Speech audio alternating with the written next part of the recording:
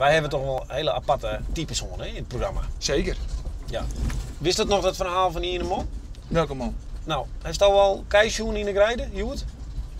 Ik weet waar je op doelst. Hij staat een in de vrouwensjoen in de grijden. Nee, ik ken nog niet in de vrouwelijke joen. Daar rieden we nou naar Joris Collier. Oké, let's go. We zullen topless dames in de wei hebben.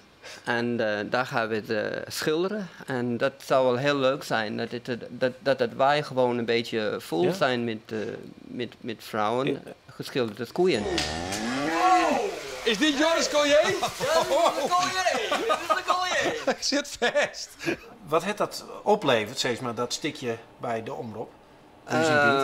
Nou, heel veel, ja, hoe zou ik zeggen, bekendheid. January, daar liggen ze. Hier hebben ze net gegeten, denk ik. Ja, je hebt het goed gezien.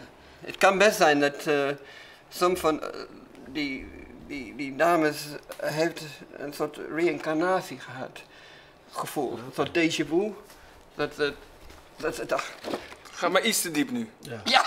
Ik haak af, jongens. Sorry. Dit is een soort speciaal zen-paard. En dan zit je daarop en dan kijk je naar de muur. Hey presto! En wat is dit? Wat, Dat is een lamp. ja, maar wat betekent dit is het? een kattenbak. Want dit is... Voor hooikoorts. Dat is op zich goed. Ik denk dat er wel markt voor is. Wat is dit? Oh no. No, dat is mijn doedelzak. Ja, zeker.